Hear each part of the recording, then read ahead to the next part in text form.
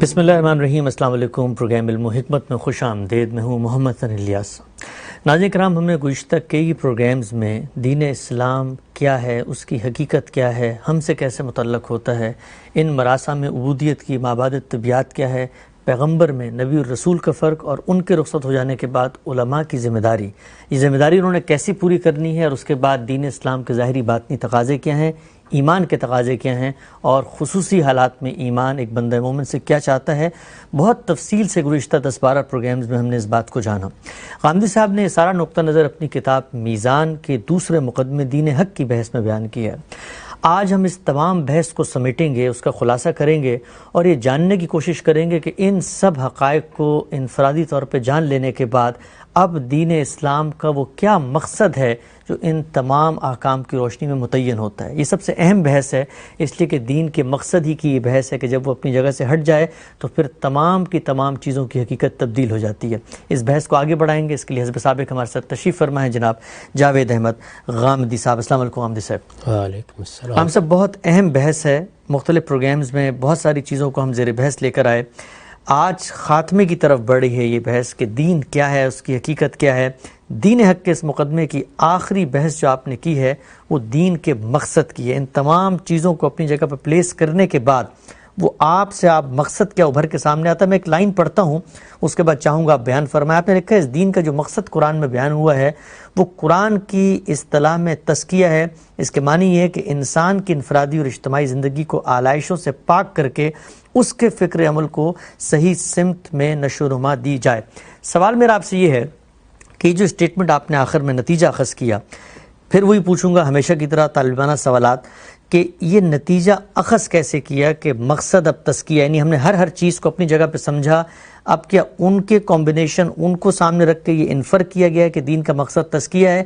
اور پھر یہ جو آپ نے بات لکھی کہ انسان، تو اس کا مطلب یہ ہے کہ یہ دین کی پوری ہدایت اصلاً انسان سے متعلق ہوتی ہے، کیونکہ بالعموم جو تصورات سامنے آتے ہیں دین کے مقاصد کے وہ اس سے مختلف بات بیان کرتے ہیں۔ اس میں تو کوئی شبہ ہی نہیں ہے۔ اللہ تعالیٰ نے انسان کو بنایا ہے، آدم و حوا کو تخلیق کیا ہے، ان کو شعور دیا ہے، ان کے بارے میں یہ بات کہی ہے کہ میں ان کو ارادہ و اختیار بھی دے رہا ہوں اور اس کے ساتھ اس زمین کا اقتدار بھی دے رہا ہوں۔ ٹھیک، اسی کے لیے اللہ تعالیٰ یہ بتاتے ہیں کہ میں نے ان کی فطرت میں اپنی ہدایت ودیت کی یا الہام کی، قرآن مجید کی تعبیر کے مطابق، اور اسی کا نتیجہ یہ بتاتے ہیں کہ جب اس الہام کو سمجھنے میں، اس کے نتائج کو زندگی سے متعلق کرنے میں لوگوں کے اندر اختلافات پیدا ہوئے، اور جیسے کہ ہو ہی جایا کرتے ہیں، تو پھر میں نے اپنے پیغمبروں کا سلسلہ جاری کیا۔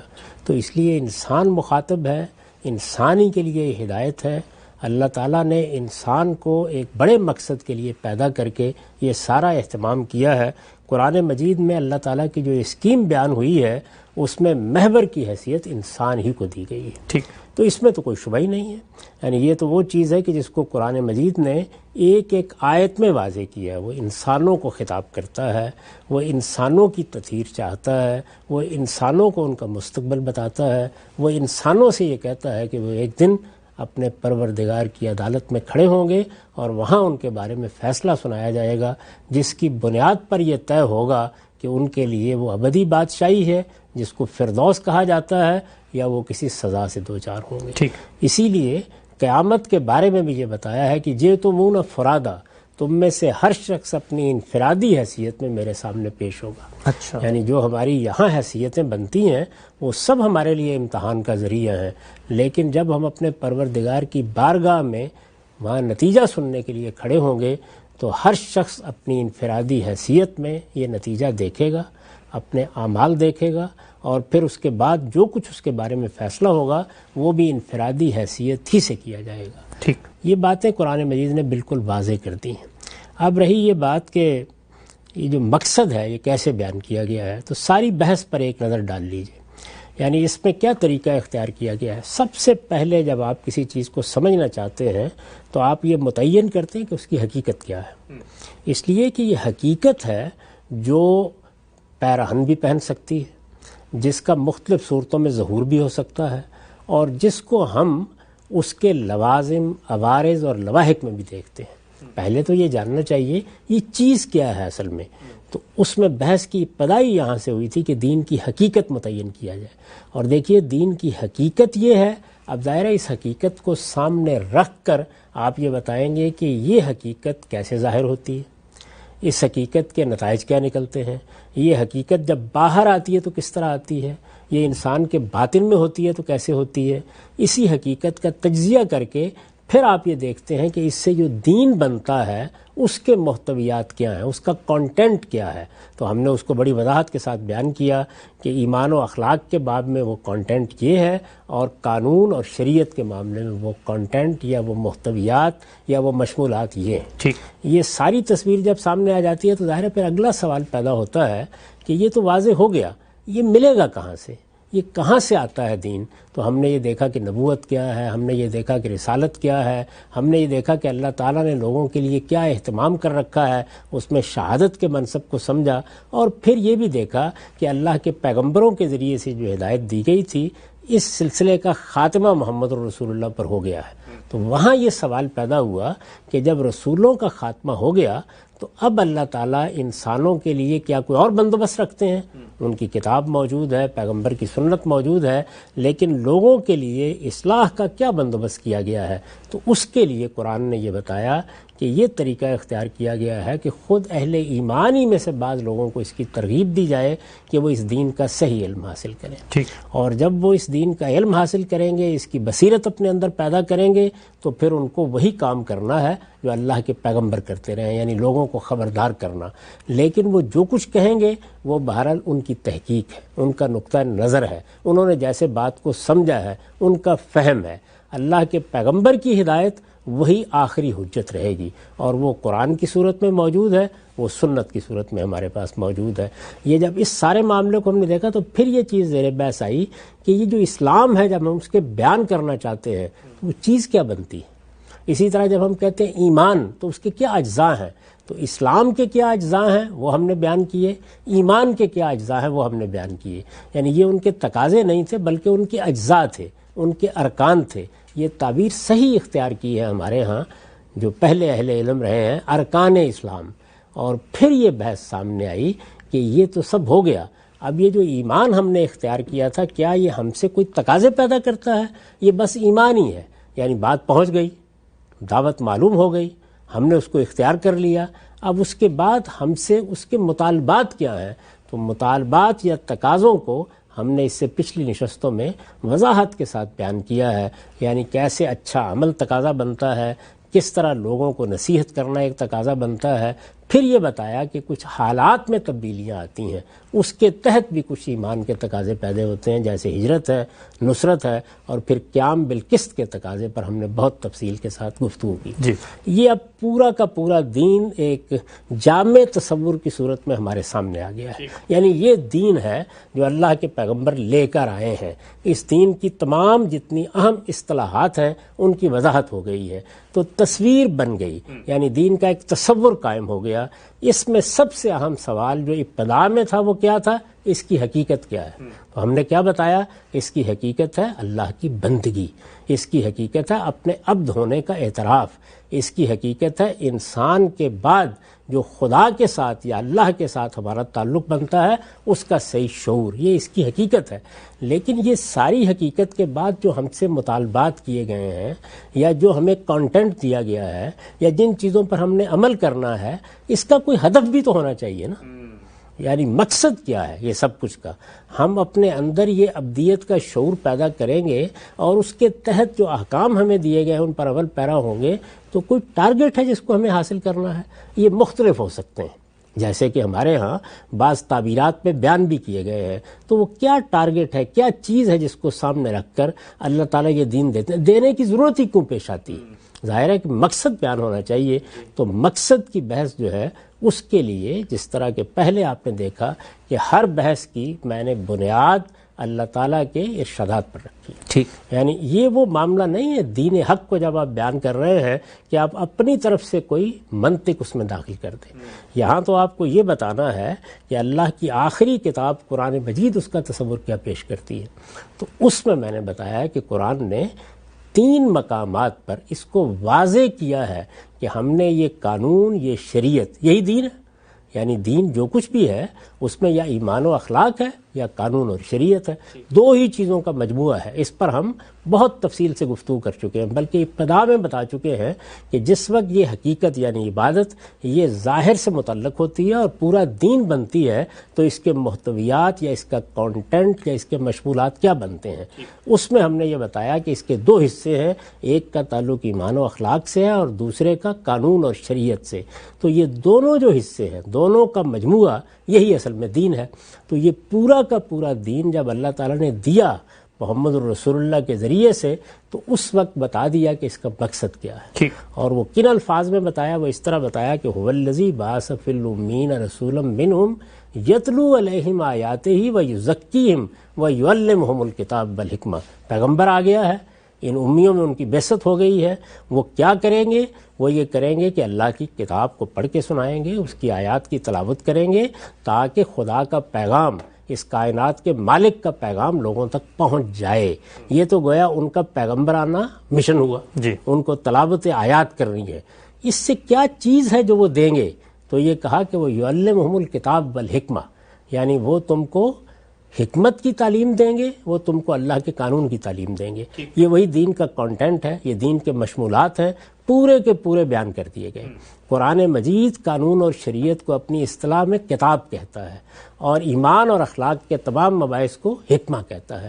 تو دونوں چیزیں دے دی گئی۔ اب یہ معلوم ہوا کہ اس کا مقصد بھی بیان ہو جائے، تو فرمایا وَيُزَكِّيهِمْ، وہ تمہارا تزکیہ کرے گا۔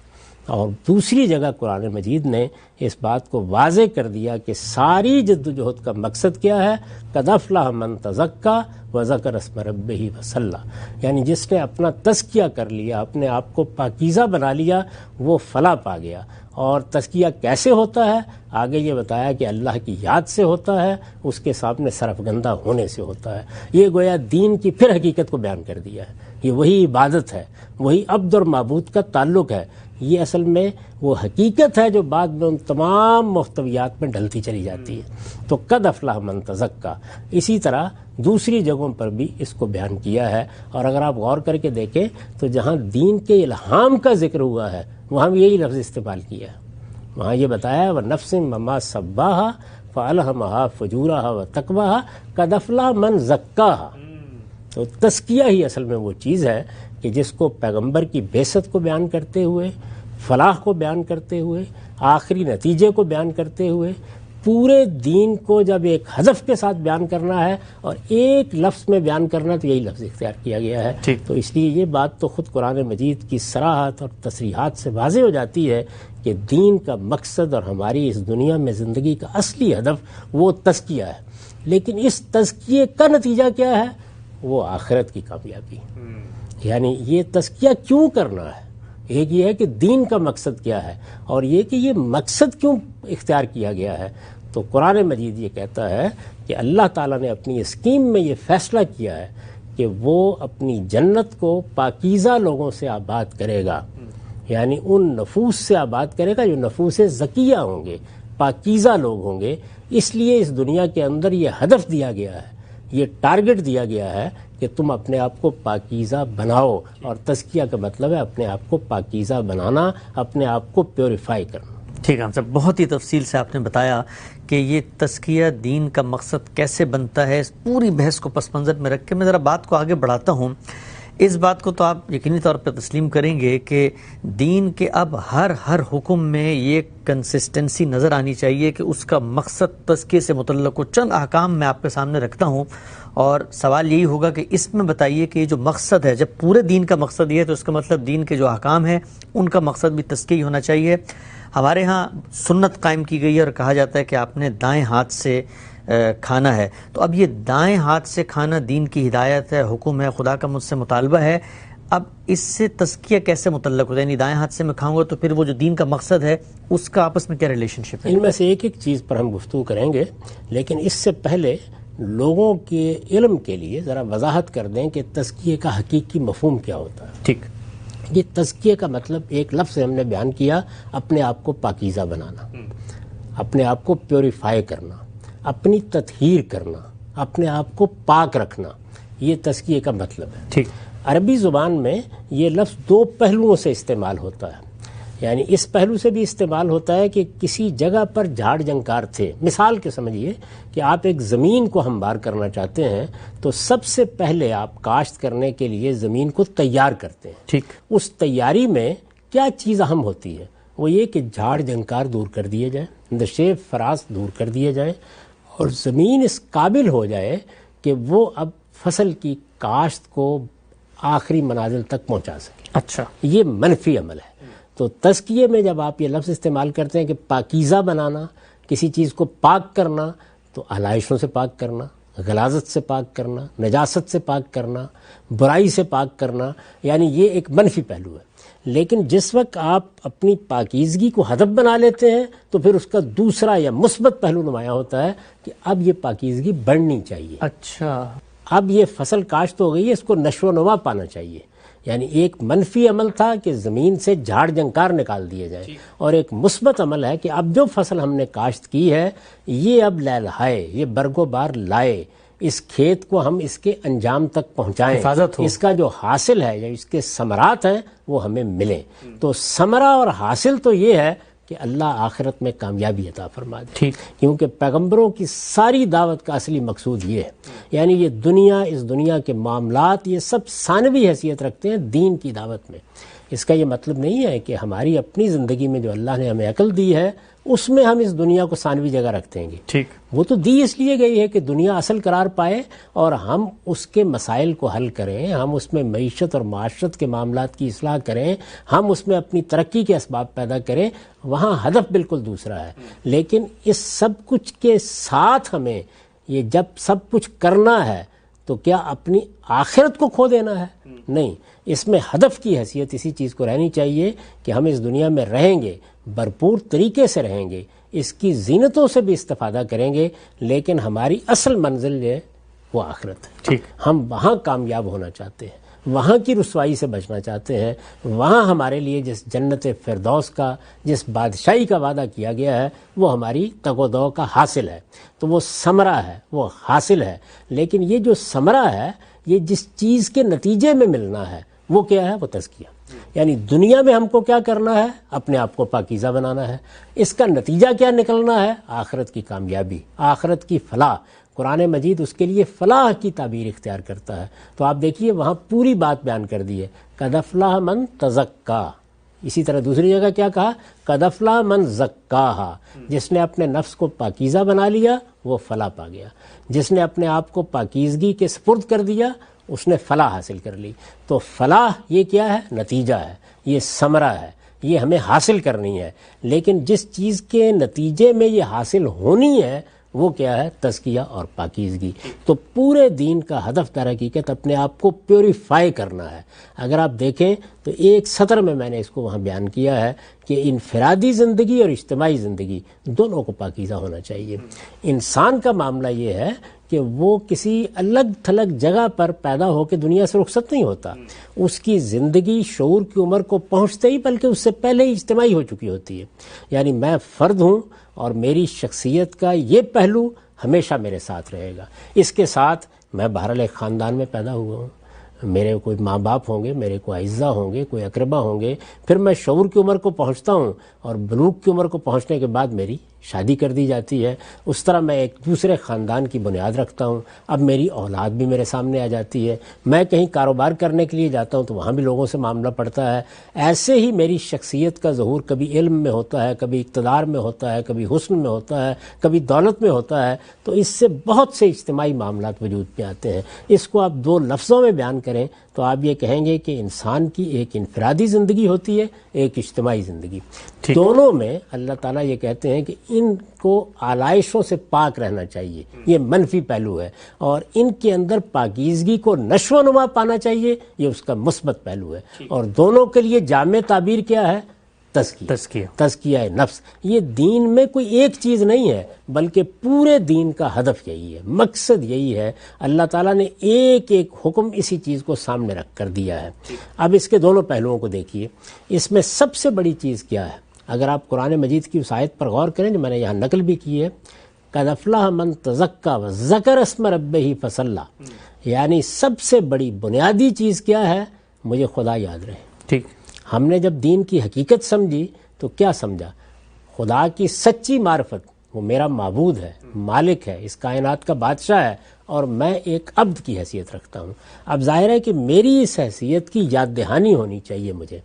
تمام جتنے بھی عبادات ہیں وہ اصل میں ذکر اللہ کے لیے ہیں، اچھا، اللہ کی یاد دہانی کے لیے ہے، اللہ یاد رہے، اللہ تعالیٰ کے ساتھ ہمارا تعلق شعوری سطح پر قائم رہے، اس کی یاد دہانی ہوتی رہے، تو اس کے لیے عبادات کی نوعیت کی چیزیں لازم کی جاتی ہیں۔ اس میں آخرت کی کبھی یاد دہانی مقصود ہوتی ہے، کبھی اللہ تعالیٰ کے ساتھ اطاعت کے تعلق کی یاد دہانی مقصود ہوتی ہے، کبھی پرستش کے تعلق کی یاد دہانی مقصود ہوتی ہے، کبھی اللہ تعالیٰ کے جو مجھ سے مطالبات ہیں کہ میں اپنی جان مال اس کی نظر کرنے کے لیے تیار رہوں، اس کی یاد دہانی مقصود ہوتی ہے۔ نماز ہی کے بارے میں اگر آپ غور کریں تو کیا کہا ہے؟ یہ کہا ہے کہ اقم الصلاۃ لذکری، یہ نماز 5 وقت کیوں پڑھی جاتی ہے؟ تاکہ اللہ کی یاد کو قائم رکھا جا سکے، اللہ تعالیٰ کے بارے میں ہم ہر وقت بیداری کے ساتھ یہ سمجھتے رہیں کہ وہ ہمارا معبود ہے، اور ہم اس دنیا میں عبد کی حیثیت سے زندگی بسر کر رہے ہیں۔ یعنی ایک ہے میرا انسانی شخصیت کا شعور جو اس وقت جدید تہذیب میں مرکزی حیثیت اختیار کر گیا ہے، اس کے مقابل میں میرا دین کیا کہتا ہے مجھ کو؟ میری عبدیت کی حیثیت کا شعور، بندہ ہونے کی حیثیت کا شعور، یعنی وہ شعور انسانی سطح پر بڑی قیمتی چیز ہے کہ میں انسان ہوں، دوسری مخلوقات کے مقابل میں میری کیا حیثیت ہے، لیکن یہ دوسری مخلوقات کے مقابل میں ہے میں انسان ہوں، اور خدا کے معاملے میں کیا ہوں؟ عبد، یعنی اللہ کا بندہ ہوں، اور اپنی اس بندگی کے احساس کو مجھے تازہ رکھنا ہے۔ تو جو سوال آپ نے کیا ہے اس میں در حقیقت آخرت کی یاد دہانی کرائی جاتی ہے۔ اچھا، یہ بات قرآن مجید نے بتا دی ہے کہ جس وقت تم آخرت میں اٹھو گے تو وہاں تمہارا اعمال نامہ یا تمہارے دائیں ہاتھ میں دیا جائے گا یا بائیں ہاتھ میں دیا جائے گا، اور یہ بتا دیا ہے کہ اعمال نامہ دائیں ہاتھ میں دیا جائے گا تو اس کا نتیجہ فردوس ہے، خدا کی جنت ہے، پھر تم کامیاب ہو گئے۔ ٹھیک، ینقلب الی اہلہ مسرورا، جس وقت وہ عمال نامہ دائیں ہاتھ میں دیا جائے گا، اسی لیے اصحاب الیمین کی تعبیر اختیار کی ہے۔ تو اس چیز کی یاد دہانی کو قائم کر رکھنے کے لیے یہ سنت ہمیں سکھائی گئی کہ دائیں ہاتھ سے کھانا کھاؤ، کیونکہ کھانا ایک ایسی چیز ہے کہ جو آپ نے 3 وقت 4 وقت کھانا ہی ہے۔ ہر وقت انسان جو سب سے بڑا کام کرتا ہے وہ یہی ہوتا ہے، کیونکہ یہ اس کے جسم و جان کو، رشتے کو قائم رکھنے کی ضرورت ہے، تو اس میں یہ سنت قائم کر دی گئی کہ جب کھانا کھاؤ تو اللہ کا نام لے کے کھاؤ اور ہمیشہ دائیں ہاتھ سے کھاؤ۔ ہم سب بہت ہی تفصیل سے آپ نے اس بات کو واضح کیا، اور حقیقت یہ ہے کہ جو مثالیں ہیں تفہیم مدعا کے لیے اس چیز کو ریلیٹ کرنے کے لیے بڑی مفید معاون ہوتی ہیں، اس سے ریلیشن واضح بھی ہوتا ہے۔ ایک اور مثال میں آپ کے سامنے رکھتا ہوں اور چاہتا ہوں اس میں بھی اگر آپ اس ریلیشن کو واضح کریں تو یہ جو دین کا مقصد ہے کیسے احکام پر عمل درآمد کے بعد سامنے آتا ہے۔ ہمارے ہاں حج عمرے میں ایک رکن لازم ہے احرام پہننے کا۔ اب کوئی شخص اگر احرام پہنتا ہے، دین کی ہدایت ہے، مطالبہ اس کے بغیر عبادت مکمل نہیں ہوتی، تو احرام پہننے سے، وہ کپڑے 2 اوڑھ لینے سے، ان سے کون سا تزکیہ جو حاصل ہوگا؟ یہ تو بس ایک اللہ کا حکم ہے، لوگ اس پہ عمل کر لیتے ہیں، یعنی مقصد سے یہ چیز کیسے متعلق ہوتی ہے؟ یہ تو آپ نے ایک جز کو موضوع بنا لیا، پورے حج و عمرہ کو سمجھنا چاہیے۔ اچھا، میں نے یہ عرض کیا ہے کہ جتنی بھی عبادات ہیں ان سب میں میں اپنے پروردگار، اس کائنات کے خالق کے ساتھ اپنے تعلق کا اظہار کرتا ہوں۔ میرے وجود میں کوئی آلودگی نہیں ہونی چاہیے، یہ منفی پہلو ہے۔ میرا اپنے پروردگار کے ساتھ سچا تعلق استوار ہونا چاہیے، صداقت کا تعلق استوار ہونا چاہیے۔ یہ اصل میں پاکیزگی کو نشو و نما دینے کا طریقہ ہے، یعنی پاکیزگی نشو و نما پائے گی، وہ آگے بڑھے گی، میں اللہ کی جنت کے اپنے آپ کو قابل بناؤں گا جب میں اپنے آپ کو اپنے پروردگار سے، اپنے مالک سے جوڑوں گا، میرا تعلق استوار ہوگا۔ اس دنیا میں میرے اخلاقی وجود کو اگر آپ تحلیل کر کے دیکھیں تو وہ ہے کیا؟ یعنی تعلقات میں صحیح رویہ اختیار کرنا۔ اور ظاہر ہے کہ جب میں ماں کے بارے میں، باپ کے بارے میں، اعزا اقربا کے بارے میں، اپنی قوم کے بارے میں اپنے تعلق کو اعلیٰ اخلاقی اصولوں پر استوار کرتا ہوں تو پاکیزگی حاصل کرتا ہوں۔ اخلاق میں اعلیٰ طریقے کو اختیار کرنا کیا ہے؟ اپنے آپ کو اخلاقی لحاظ سے پاکیزہ بنانا۔ یعنی آپ پاکیزگی کن کن پہلوؤں سے حاصل کرتے ہیں؟ آپ اپنے بدن کو پاکیزہ رکھتے ہیں، تطہیر بدن کے لیے دین میں کچھ احکام دیے گئے ہیں۔ آپ اپنے خور و نوش کو پاکیزہ بناتے ہیں، کھانے پینے کو، اس کے لیے دین میں احکام دیے گئے ہیں، اور آپ اپنے اخلاق کو پاکیزہ بناتے ہیں۔ اخلاق تعلقات کو صحیح نہج پر استوار کرنے کا نام ہے۔ ٹھیک، تعلقات میں سب سے بڑا تعلق کیا ہے؟ اپنے خالق کے ساتھ تعلق۔ تو خالق کے ساتھ تعلق کا اظہار آپ کرتے ہیں عبادات میں یا مراسم عبودیت میں۔ تو اس میں حج و عمرہ کو سمجھنا چاہیے کہ یہ در حقیقت نظر کی تمثیل ہے. یعنی حج و عمرہ میں کیا کیا جاتا ہے؟ اس میں اللہ تعالیٰ کے ساتھ جو میرا آخری تعلق ہے کہ میں اپنی جان اور اپنا مال دونوں اللہ کی راہ میں دینے کے لیے تیار ہوں. اسلام اسی کا نام ہے. یعنی اسلام کی حقیقت کیا ہے؟ ٹو سرنڈر، اپنے آپ کو خدا کی مرضی کا تابع کر دینا. اس میں میں پرستش کے جذبات کا اظہار کرتا ہوں تو نماز، میں اطاعت کے جذبے کا اظہار کرتا ہوں تو روزہ، اور جس وقت میں اپنے آپ کو نظر کر دینے کا، یعنی خدا کے سامنے اپنے آپ کو ڈال دینے کا اظہار کرنا چاہتا ہوں، جس کا بہت ہی غیر معمولی نمونہ اس وقت سامنے آیا جب سیدنا ابراہیم نے امتثال امر میں اپنے بیٹے کو قربان کرنے کا فیصلہ کر لیا. اسی چیز کو صحابہ کرام کے حوالے سے بیان کیا ہے کہ ان اللہ اشتری من المؤمنین انفسهم واموالهم بان لهم الجنہ، یعنی جنت کے عوض میں اللہ تعالیٰ نے جان و مال خرید لیے ہیں. اس سے در حقیقت نظر وجود میں آتی ہے. یہ جس کو نظر کہتے ہیں، اپنے آپ کو نظر کر دینا. تو اللہ تعالیٰ کے لیے اپنا مال نظر کر دینا، اللہ تعالیٰ کے لیے اپنی جان نظر کر دینا، اس کو عبادت کی صورت دی گئی ہے. اور یہ عبادت کیا ہے؟ حج و عمرہ کی عبادت. ٹھیک. تو اس میں کیا ہوتا ہے؟ اس میں اللہ تعالیٰ کہتے ہیں کہ میں نے نظر کس لیے لینی ہے، یعنی جان کیوں مانگوں گا، مال کیوں طلب کروں گا. اس کا ہدف اگر آپ غور کریں تو وہ قرآن مجید نے یہ بتایا ہے کہ اس دنیا میں جو اصلی جنگ لڑنی ہے وہ شیطان کے خلاف لڑنی ہے. ٹھیک. چنانچہ قرآن مجید اپنے فلسفے کو بیان کرتے ہوئے ہمیں یہ قصہ بھی سناتا ہے کہ جس وقت آدم و حوا کی تخلیق ہوئی تھی، شیطان اسی وقت سامنے آ گیا تھا. یہ شیطان خود ہمارے نفس میں بھی ہے اور یہ جنات میں بھی موجود ہے. تو یہ جب سامنے آئے تو ایک کشمکش، ایک جنگ یہ شروع ہو گئی. یہ آدم و حوا کے دنیا میں آنے کے ساتھ ہی شروع ہو گئی تھی. یہ قیامت تک جاری رہے گی. یہ جنگ ہے جس میں ہمیں اپنا آپ نظر کرنا ہوتا ہے. اچھا. یعنی کبھی اللہ کے کسی حکم پر عمل کرنے کے لیے، کبھی اللہ کے کسی تقاضے کو پورا کرنے کے لیے، کبھی ایمان کی دولت میں کوئی کمی آئے تو اس کو بابرجا رکھنے کے لیے. اور جیسے کہ جہاد و قتال کے مواقع آ جاتے ہیں بعض اوقات اللہ کی راہ میں، تو اپنا سب کچھ آپ دے دیتے ہیں، جس کی بہت ہی نمایاں مثالیں صحابہ کرام کی زندگی میں ہمارے سامنے آتی ہیں.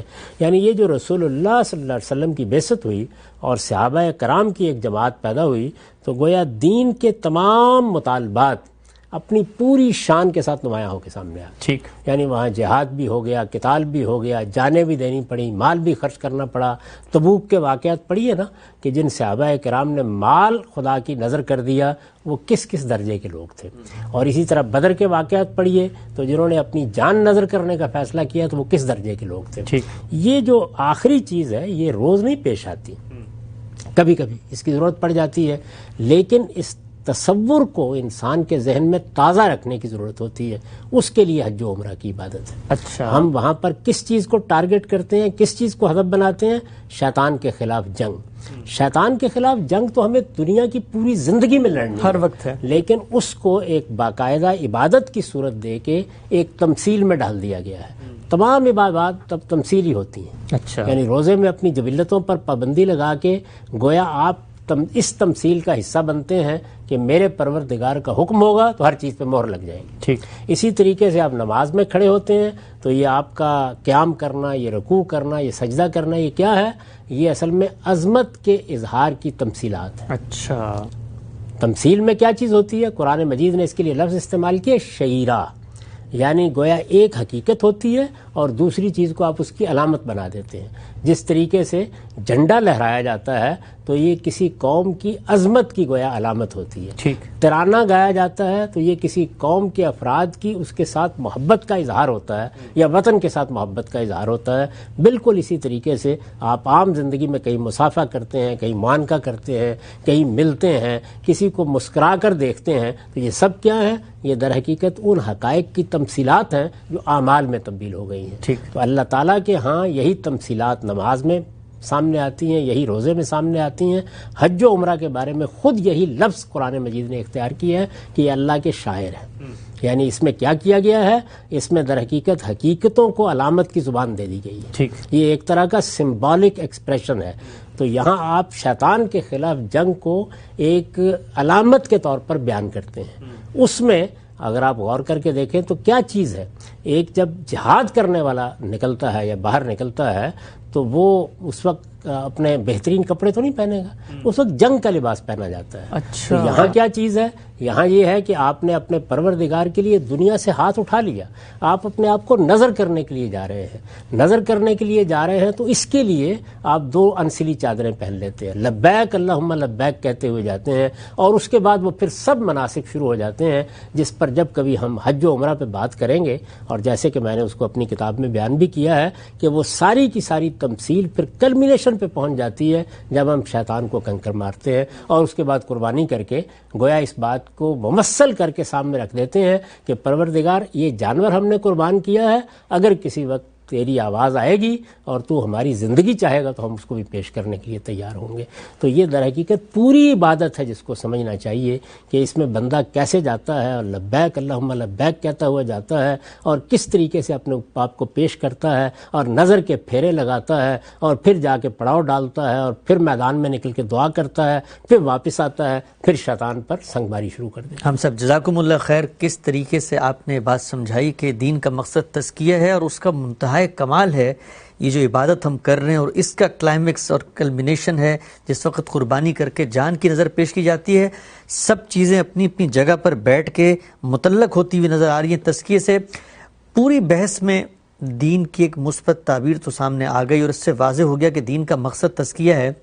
اب اس کے بعد کسی متوازی نقطہ نظر پہ کوئی کمنٹ باقی تو نہیں رہتا، لیکن میں پھر بھی چاہوں گا کہ یہ سمجھ لوں کہ کیا وجہ ہے کہ جب اتنی واضح ہیں چیزیں، اتنی صراحت سے قرآن مجید نے بیان کر دیا کہ مقصد تزکیہ ہے، کامیابی کے انحصار تزکیہ ہے، عبادت کی جو مقصود ہے وہ بھی یہی ہے، تو پھر یہ کیا وجہ ہے کہ لوگوں نے مقاصد شریعت متعین کی تو جان، مال، نفس، دین، عقل، ان کو منتہا اور انہی کو محور بنایا، اور پھر ہم دیکھتے ہیں عصر حاضر میں دین کے مقصد کی جب بحث ہوئی تو اس کو کہا گیا کہ یہ تو امن عامہ اور عدل اجتماعی ہے۔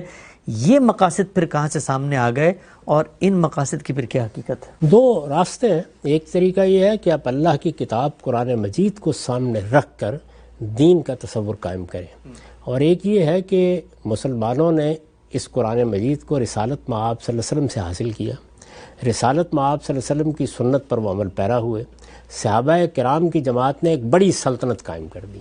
وہ بڑی سلطنت اللہ تعالیٰ کی ایک نعمت تھی، اس کا ایک انعام تھا۔ جب وہ قائم ہو گئی تو اس کے بعد قانون سامنے آ گیا، اس لیے کہ جب آپ ایک سلطنت قائم کرتے ہیں تو سب سے بڑی چیز جس کی ضرورت ہوتی ہے وہ در حقیقت قانون کے مسائل ہیں۔ ٹھیک، اس وقت بھی اگر آپ دیکھیں تو آپ کے ہاں جو پارلیمنٹ بنائی جاتی ہے اس کا اصلی مقصود کیا ہوتا ہے؟ قانون سازی کرنا۔ چنانچہ اس کا یہ وظیفہ اگر جاری ہے تو ہم کہتے ہیں پارلیمنٹ کام کر رہی ہے۔ تو اصل میں ریاست اور حکومت کے معاملات جب سامنے آتے ہیں تو وہاں قانون ہی سب سے زیادہ اہم چیز ہو جاتی ہے۔ ٹھیک، تو ہمارے ہاں ہمارے فقہا نے اپنی سلطنت کے لیے قانون بنایا۔ اچھا، اب سلطنت کے لیے جب قانون بنایا تو اس کا ایک بڑا حصہ تو وہی ہوگا کہ جو اللہ کا قانون ہے اور جو ہمیں قرآن و سنت میں دیا گیا ہے، لیکن وہ قانون اب زندگی کے تمام شعبوں تک اپنا احاطہ پیدا کرے گا۔ یہ قانون ہے جس کو ہم فقہ کہتے ہیں، اس کو سامنے رکھ کر جب دین پر غور کیا جاتا ہے وہی چیزیں سامنے آ جاتی ہیں جو عام طور پر لوگوں نے بیان کی۔ ٹھیک، لیکن آپ وہاں سے چلیں جہاں سے اللہ تعالیٰ اس بات کو لے کے چلے ہیں، وہ یہ کہتے ہیں کہ اصلی مقصود کیا ہے، یعنی دین میں پیغمبر آئے کس لیے؟ اس لیے آئے ہیں کہ آخرت کی منادی کریں، لوگوں کو یہ بتائیں کہ یہ دنیا ایک عارضی دنیا ہے، تم یہاں بھیجے گئے ہو ہمیشہ رہنے کے لیے نہیں بھیجے گئے ہو۔ اللہ تعالیٰ کی اسکیم یہ ہے کہ وہ اس دنیا کے اندر سے نفوس زکیہ، پاکیزہ نفوس کا انتخاب کرے۔ یہ پاکیزہ نفوس کس مقصد کے لیے انتخاب کیے جائیں گے؟ یہ اس جنت کو آباد کرنے کے لیے انتخاب کیے جائیں گے جو اس کائنات کے پروردگار کی ابدی بادشاہی ہے، وہ کبھی ختم نہیں ہوگی۔ تو یہ وہ چیز ہے کہ جس کو سامنے رکھ کر اللہ کے پیغمبر دعوت دیتے ہیں، اپنا پیغام پہنچاتے ہیں۔ جب وہ یہ پیغام پہنچاتے ہیں تو یہ سوال سامنے آتا ہے کہ ہم انہیں کیا چیز ہے لوگوں کو جو ہدف کے طور پر بتانی ہے کہ وہ اس کو حاصل کریں، تو وہ تزکیہ ہے۔ اس کو قرآن نے بالکل صاف طریقے سے بیان کر دیا۔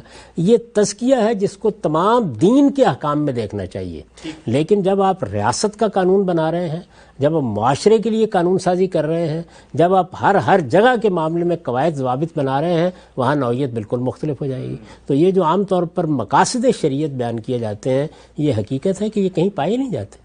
اگر آپ قرآن مجید کو دیکھیں اور اگر آپ سنت کا مطالعہ کریں تو آپ کو کہیں ان کا کوئی شائبہ بھی نظر نہیں آئے گا۔ قرآن مجید بالکل دوسری بات بیان کرتا ہے. وہ تو ہر جگہ آپ سے یہ کہے گا کہ معاشرت کے تزکیے کے لیے یہ کرنا ہے، سیاست کے تزکیے کے لیے یہ کرنا ہے، تمہیں اپنی زندگی کو پاکیزہ بنانے میں انفرادی طور پر یہ چیزیں اختیار کرنی ہیں، اجتماعی طور پر یہ چیزیں اختیار کرنی ہیں. تو اس میں خاص طور پر جو عبادات ہیں جیسے نماز ہے، روزہ ہے، حج ہے، زکوٰۃ ہے، یہ سب زکوٰۃ ہی کو دیکھیے، اس کے لیے لفظ یہی اختیار کر لیا گیا ہے، یعنی وہ تزکیے ہی سے بنا ہوا لفظ ہے. اچھا. پاکیزگی یعنی میرا مال اس سے پاکیزہ ہوتا ہے. تو پاکیزگی یا پیوریفیکیشن یہ ایک مقصد کی حیثیت سے ہر چیز میں سامنے ہے. دین کے تمام احکام اسی کے ساتھ متعلق ہوتے ہیں. اگر دین کو دین کی حیثیت سے دیکھیں اور قرآن کی روشنی میں دیکھیں، اگر اس کو آپ فقہا کے بنائے ہوئے قانون کی روشنی میں دیکھیں گے تو اس کے مقاصد بالکل الگ ہیں. قانون تو اصل میں ریاست کی ضرورتوں کے لیے بنایا جاتا ہے، اور ریاست یا حکومت کی ضرورتیں یہ بالکل الگ چیز ہے. وہ اصلاً ایک سیکولر چیز ہے، یعنی اس دنیا کے نظام کو ہمیں چلانا ہے. اس کے لیے ہم پارلیمنٹ میں قانون سازی کر رہے ہیں، اس کے لیے ہم عدلیہ بنا رہے ہیں، اس کے لیے ہم بہت سے اداروں کو وجود پذیر کر رہے ہیں، ان کے باہمی روابط کو طے کر رہے ہیں. وہاں کیا مقصد ہے؟ وہاں تو مقصد ہی یہی ہے کہ لوگوں کی جان، مال، آبرو کی حفاظت کی جائے اور ان کے حقوق کو تلف ہونے سے بچایا جائے. ریاست وجود ہی میں اس لیے آتی ہے. تو ریاست کا مقصد کیا ہے؟ یہ ایک بالکل اور چیز ہے. اور دین کا مقصد کیا ہے؟ یہ بالکل اور چیز ہے. یہاں خلط مبعث ہوا ہے. تو دین کا مقصد یہ ہے کہ میری انفرادی زندگی، میری اجتماعی زندگی یہ ہر لحاظ سے پاکیزہ ہو جائے. اس میں جتنی پاکیزگی اختیار کی جائے گی اتنا ہی اس کا نتیجہ بھی اللہ تعالیٰ کے ہاں غیر معمولی نکلے گا. تو پورے دین کو اگر آپ دیکھیں تو عبادات اس پاکیزگی کو بڑھانے کا باعث بنتی ہیں. یہ مثبت پہلو ہے. اور باقی کیا ہے؟ باقی پورا دین تین ہی عنوانات کے تحت ہے: تطہیر بدن یعنی بدن کو پاکیزہ رکھنے کے احکام، تطہیر خور و نوش یعنی کھانے پینے کو پاکیزہ رکھنے کے احکام، اور تطہیر اخلاق یعنی ہمارے جو اخلاقی معاملات ہیں ان میں جتنی بھی پاکیزگی ہم لا سکتے ہیں لائے. بحثیت مجموعی مثبت اور منفی دونوں پہلوؤں کو اکٹھا کر لیے تو کون سا لفظ ہے؟ تزکیہ. ہم سب بحث کو تکمیل کی طرف بڑھا رہا ہوں میں. آخری چند سوالات ہیں اور چاہتا ہوں ان پہ بھی آپ کے کمنٹ سامنے آئیں، اس کو آپ ایڈریس کریں. ہماری امت کی علمی روایت میں ماضی میں بھی حال میں بھی یہ بھی کچھ نقطہ نظر ملتے ہیں کہ اگر مقصد تزکیہ ہے، مقصد متعین ہو گیا تو مقصد کے حصول کی کچھ متوازی پیرلل راہیں بھی تو اختیار کی جا سکتی ہیں. مثال کے سامنے رکھ کے میں چاہتا ہوں بتائیے کہ کیا اس طرح کے نقطہ نظر کوئی گمراہی کی طرف لے کے جاتے ہیں؟ مثلا کہا جاتا ہے جی کہ نماز کا مقصد جو ہے وہ تو تزکیہ ہے، تو اب اگر مقصد تزکیہ ہے تو کوئی شخص نماز پڑھ کے ہی تزکیہ کیوں حاصل کرے؟ جدید دور ہے، ہم بیٹھے بیٹھے ہی کچھ تھوڑی سی یاد دہانی، کچھ استحضار کو میڈیٹیشن کر لیتے ہیں، اس سے ہمیں تزکیہ مل جاتا ہے. تو یہ جو مقصد ہے اس کے حصول کی راہیں کیا دین کے علاوہ بھی ہو سکتی ہیں؟ اس طرح کے نقطہ نظر کے بارے میں کیا کہیں؟ دیکھیے، جو پاکیزگی اللہ تعالیٰ چاہتے ہیں وہ اس دنیا کے لیے اصلا نہیں چاہتے. دنیا میں بھی اس کے کچھ نتائج نکلتے ہیں، دنیا میں بھی خرابیاں دور ہوتی ہیں، دنیا کے نظم میں بھی بہتری آتی ہے، لیکن وہ پاکیزگی اللہ کے ہاں تو اس لیے مطلوب ہے کہ وہ نفوس زکیہ کا، پاکیزہ نفوس کا انتخاب کر رہے ہیں اپنی جنت کے لیے. ٹھیک. تو اس کا طریقہ بھی وہی بتائیں گے. یعنی اس میں اپنی طرف سے کوئی طریقہ کیسے ایجاد کر سکتا ہوں؟ اور یہ مثال جو آپ نے دی ہے یہ تو اللہ کی عبادت کی مثال ہے. یعنی اللہ کو کیسے یاد کرنا ہے، اللہ سے کیسے تعلق پیدا کرنا ہے، اس کے لیے میں کوئی طریقہ ایجاد کرنے کے لیے کوئی عقلی بنیاد ہی نہیں رکھتا. کیسے کروں گا ایجاد؟ یعنی اس کو تو اللہ تعالیٰ ہی بتائیں گے. اسی وجہ سے ہمارے ہاں یہ اصول علم کی سطح پر قائم کیا گیا ہے کہ جو تعبدی امور ہیں یعنی جو عبادات کی نوعیت کی چیزیں ہیں ان میں کوئی اجتہاد بھی نہیں ہو سکتا، ان میں کوئی نئی چیز ایجاد بھی نہیں کی جا سکتی. کیوں؟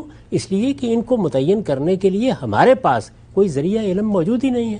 اس میں تو اللہ ہی بتائے گا. اگر انسان اپنی طرف سے ایجاد کرے گا تو انسان کی تاریخ بتاتی ہے کہ اس میں افراط و تفریط پیدا ہوتی ہے، اور بعض موقعوں کے اوپر ایسی چیزیں لوگ اختیار کر لیتے ہیں کہ جو خود انسانیت کی اہانت بن جاتی ہیں. اس میں تو ادنا درجے میں بھی آدمی کو اپنی طرف سے کچھ نہیں کرنا.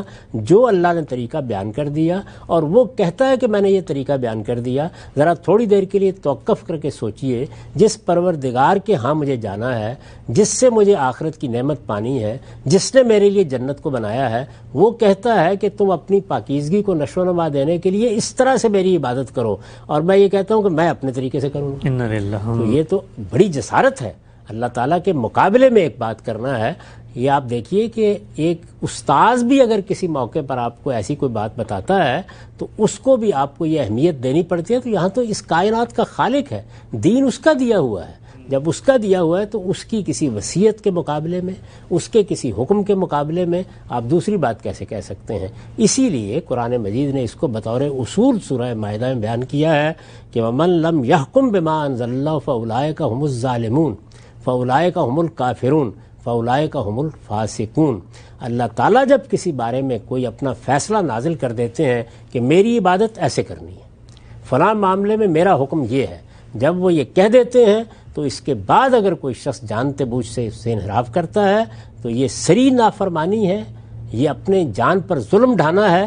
اور کفر کس کو کہتے ہیں؟ اسی کو تو کہتے ہیں. حمزہ بہت ہی وضاحت سے یہ نقطہ بھی واضح ہوا. بحث کا خاتمہ, آخری بات جو آپ نے لکھی ہے دین حق کے اس مقدمے میں وہ یہ ہے کہ اس دین پر عمل کے لیے جو رویہ اس کے ماننے والوں کو اختیار کرنا چاہیے ہے وہ احسان کا ہے. دین کی حقیقت واضح ہو گئی, مشمولات واضح ہو گئے, کون لے کے آتا ہے, اب ہم نے کیسے حاصل کرنا ہے, اسلام کے تقاضے کیا ہیں, اسلام ہے کیا, اس کے ظاہری باطنی احکام کیا ہیں, ایمان کے تقاضے کیا ہیں, یہ سب ہونے کے بعد تزکیہ مقصد ہے.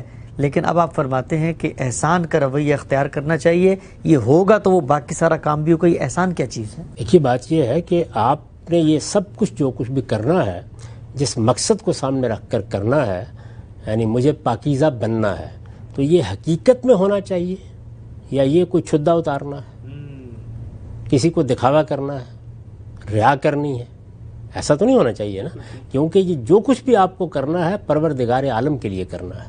وہ جو سمیع و بصیر ہے, وہ جو دلوں کا حال جانتا ہے, اس کے لیے کرنا ہے نا. تو یہ چیز اگر آپ کے سارے دین پر عمل کرنے میں نہیں ہوگی تو اصل میں تو آپ نے کچھ کیا ہی نہیں. تو اس کو قرآن مجید نے بیان کیا ہے کہ من اسلم وجہہ للہ وہو محسن, یعنی اسلام کی ابتدا یہاں سے ہوگی کہ میں نے اپنے آپ کو سرنڈر کر دیا, میں نے اپنے پروردگار کی مرضی کے اپنی مرضی کو تابع کر دیا. لیکن تابع کرتے وقت مجھے اپنے دل کے اخلاص کو بھی دیکھنا ہے, مجھے کام کرنے کے اندر اپنے انہماک کو بھی دیکھنا ہے, مجھے اس کی پاکیزگی اور خوبصورتی کو بھی دیکھنا ہے. یہ ساری چیزیں جب میں دیکھتا ہوں, یعنی نماز پڑھنے کے لیے کھڑا ہوا ہوں اور مجھے یہ احساس ہے کہ میں اس پروردگار کے سامنے کھڑا ہوا ہوں کہ جو میرے دل کی حالتوں سے واقف ہے. ظاہر ہے کہ اگر یہ احساس میرے اندر ہوگا تو اس کا نتیجہ یہ نکلے گا کہ وہ نماز اللہ کے لیے ہوگی, وہ میری روح کی پاکیزگی کا باعث بنے گی, وہ میرے وجود کی تطہیر کرے گی. اور یہ چیز اگر نہیں ہے تو پھر تو اصل میں وہ ایک ورزش ہے کہ میں نے کر لی, یعنی کھڑا ہو گیا, میں نے سر سجدے میں رکھ دیا. یہ سب کیا ہوا ہے؟